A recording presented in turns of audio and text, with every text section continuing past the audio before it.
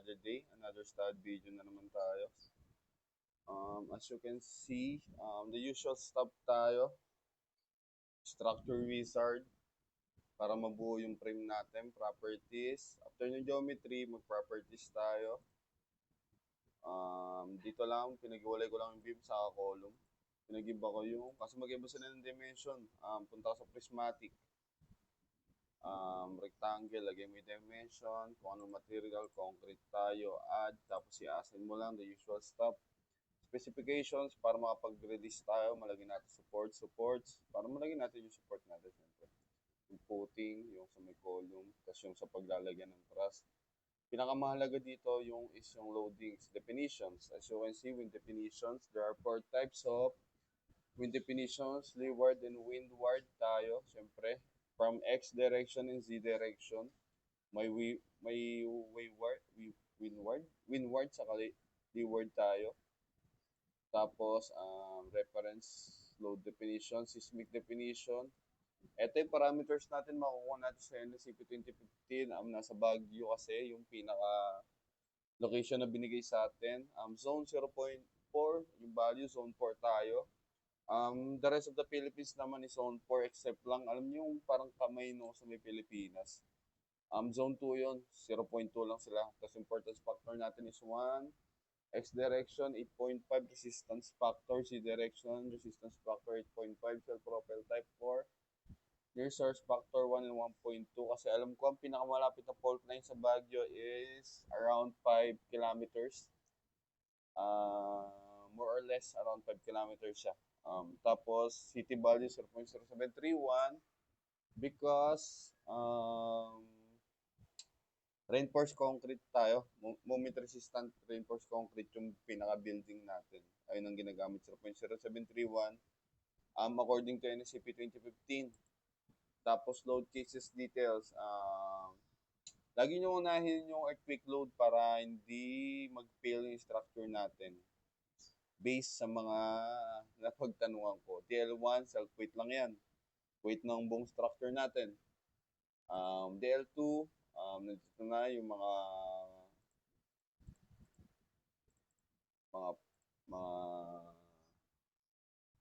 one-way slab sa two-way slab, yung mga load natin.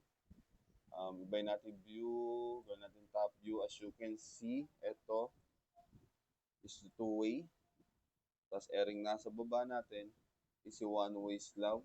Paano mo malalaman kung two-way or one-way? S over L, short over longer na length ng beam. Pag equals or greater than 0.5, two-way slab na yan. Pag less than 0.5 is one-way slab na yan. Ayan, makikita nyo. Ito, makikita nyo naman ang pagkakaiba nila. So, ito, sa live load, yan lang din nakalagay. Yung mga slab, magkaiba lang sila ng loadings kasi live load sa dead load. Tapos, makikita nyo rito, ayan, mga arrows. Pag tinready ko yan, actually, mas maganda siyang tingnan sa 3D. Ayan, naka 3D na. Ito yan. Yan. Nakita nyo.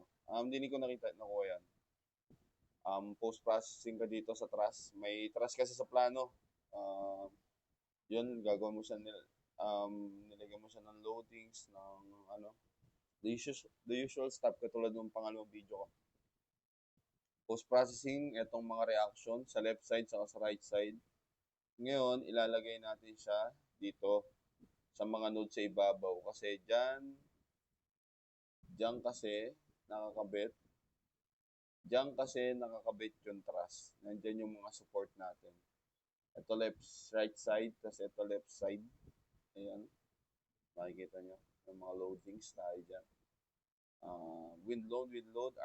RSAS is seismic load lang din. Wind load doon nasa baba. X and Z direction. Ito pinakamahalaga dyan is yung load combination. So, punta tayo loadings. Automatic load combinations. Para, kasi ang dami niya, no? Isa-isain mo ba yan? Mag-edit auto combination rules ka muna. Kasi dito wala talagang NSCP 2015. So, Nakita nyo, NSCP 2015. Nilagay ko yan. So, para makapaglagay, mag-add ka ng code. Makikita nyo, unlock nyo to, syempre. Lagay kayo ng mga rows. Tapos, para di kayo mahirapan na mailagay yung mga nasa code sa NSCP 2015, LRFT, meron na sinend sa amin si Sir Kurt, or may nakuha na ako, na yan, Excel. Ang gagawin nyo is, pwede nyo silang i-copy, actually. Ayan, ay, pwede ko ma-copy. Yan, copy natin. Copy. Tapos, punta muna tayo dito. Tapos, pwede dito, paste mo lang. Ayan, malalagay mo. Tapos, isi-save mo lang siya. Tapos, ibahin mo, rename mo, gawin mo NSCP 2015. Paulit-ulit lang yan. Tapos, X mo, siyempre, no. Tapos, antayin natin, lumabas. Yan, bound. Tapos, yun na. Automatic load combinations. Piliin mo yung NSCP 2015. Lalagay na to. Kasi pera pa mo pa yung sarili mo, di ba? Yan. Tapos, syempre, analysis. Nalagyan na natin. Run natin yung analysis.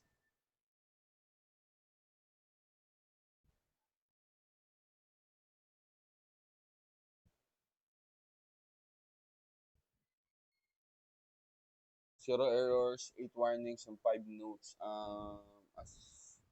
As I heard before, minus 10 warnings kasi yan, kaya yung 8 warnings. Hindi naman siya yung sobrang grabe. Kasi kung grabe to, errors na mapupunta yan. Kailangan kasi natin mag-zero errors para makapag-RCDC tayo. So, done. Advanced concrete design, left side workflow, makikita nyo. Advanced concrete design.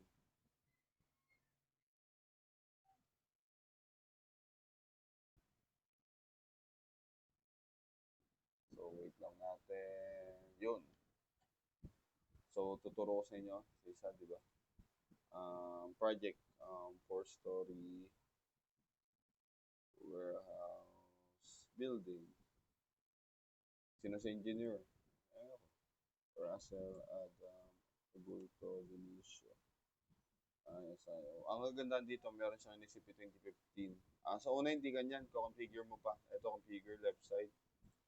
Ito, NSCP 2015, new. Meron na kasi kung mga files. Papakita ko na yung mga files ko mamaya. Ito, slab. Lagi mong umpisan sa second floor, third floor, fourth floor. Kasi nandyan yung mga slabs mo. Tapos sa beam naman, second floor, third floor, fourth floor. Roof deck, kasi meron din tayong mga beam sa roof deck. Tapos column and walls, coatings. Tapos crate project ka lang. Yan. Yun yung sa pinaka-RCDC natin. Tapos after nyan is, ito. Papakita ko sa inyo. Munahin natin slab syempre. Ito, slab natin.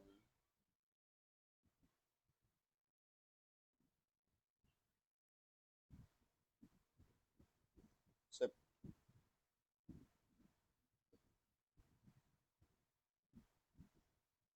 As you can see, may butas dito. Kasi kaya siya may butas, din natin lalagay yung hagdan based sa mga plano natin. So, ito yung kanina na ginawa ko. Actually, di naman siya nag-fail. Kaso may na-configure ako dito na mali sa settings siguro. The design parameters natin, makikita yung 27.6, 276. Tapos, okay. Okay siya. Tapos, wait nga to. Nag-fail yan. Hindi naman naka-fail kanina yan. Ito, 6.85.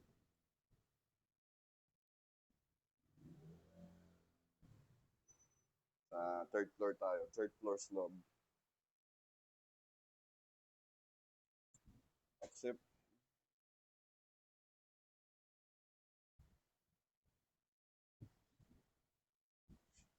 Bang, walang fail yan. May butas pa rin kasi may hagdan, di ba? Tapos, pagyari mo ngayon sa may settings, design parameters. Actually, nalimot ko na. Ginawa ko lang bent up reverse pala to, tapos nag-add lang ako ng 27.6 na concrete grade. Yung lakas ng concrete natin to steel grade, ginawa ko 276. Tapos design reports na tayo, text schedule. Yes. Okay. Kailangan mo siyang i-save muna sa pinaka-buo. Tapos save mo rito, left side. Lagay mo lang yung pangalan. Okay na yan, masasave mo na. Ulit-ulit lang tayo dito eh. Tapos implant detailing. Oh, makita mo yan? May buwid, di ba? Angas.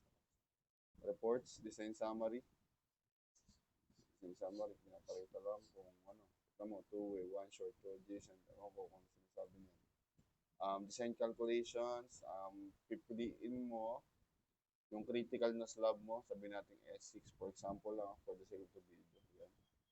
Bibigyan ka ng mga parameters niyan. Tapos X ko yan. Doon na tayo sa beam. After nyan is magbi-beam tayo. Paulit-ulit lang yan guys. Paulit-ulit lang. Oh, sag mo ulit. So settings, general.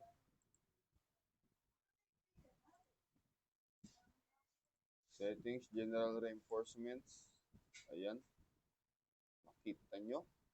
Ito, ginawa 1625. Ito yung sinasabi kong mag-add. Lagyan mo dito. Sabi mo 32. Oh, check mo. Madadagdag ngayon din yan. Sabi mo, okay. X mo. Tapos, ductile design, bending and axial. Wala tayong iniba rito. Iniba lang natin yung rebars. Tapos, yung kung grade, yung steel grade ng shear, ginawa natin 276. Tapos, wala na tayo ibang iniba. Tapos, reports. Sabihin natin design. Sana wala mag-fail, di ba? Bang! O, ano nangyari? Ayaw mag-design. O, reports na yan. Okay. Error in creating schedule. Okay. Mali. Right. Delete muna natin. Do you want to save changes? No. So, epic fail yun. Ulitin natin. Isa pa. 3.425. Beam 1. Pinakita naman na natin. Papakita ko lang yung sanific schedule sa yung ano. Accept.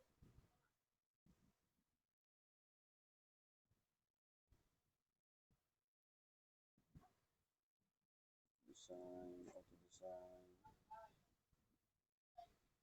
Anong nangyari sa ating dalawa?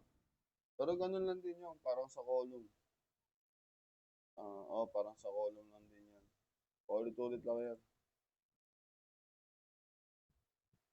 Sa beam, isa lang. Ang kukunin mo lang siya is text schedule, implant detailing, design summary, saka design calculations.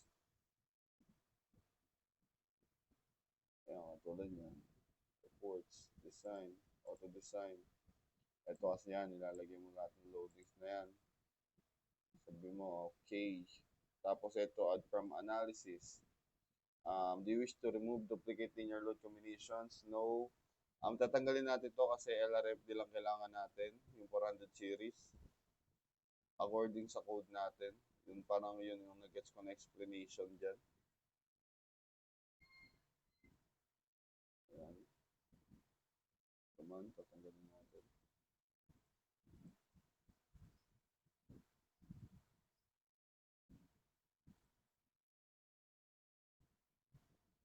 $400 series lang matitira. Lahat. May 4 na hindi naka-check. Check natin. So, okay. Tapos hintayin natin. Sana hindi siya mag-fail. Di ba guys? We hope. Okay guys, wala nag-fail. Tapos yun na ulit. Reports, text schedule. Sabihin mo, ganun din gagawin mo dyan. Unahin natin sa reports. Si text schedule. Tactile. Reports ulit. Details and drawings. Sabihin natin, ito critical. Bang. Ito yung kanina. Schedule yung kanina. Bang. Design summary. Bang. Reports ulit. Design calculations. Kunyari, ito yung critical. Bang. Binigay na lahat para sa iyo. Bang. Hindi ka na, bang. Hindi ka na papahirapan. Bang. Para sa iyo daw yan. X mo. No, syempre. Tapos, punta na tayo sa paborito ng lahat. Kasi patapos na. Dulo na eh. Footing.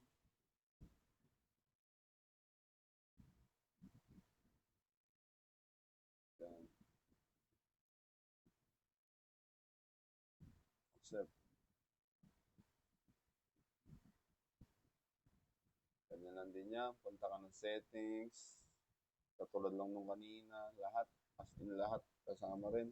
Series 400, design, auto design, reports, text schedule, vertical. Vertical. Oh, meron pa yan. May isa pa yan. Bang. Horizontal. Turn yan. Detail drawings. Sabihin natin ito. Okay mo lang yun. Oh, bang. Save mo lang ulit yan dito. Ayan. Save mo lang lahat yan. Lahat ng pinapakita ko. O, design summary. O bang. Binigay na naman sa'yo lahat.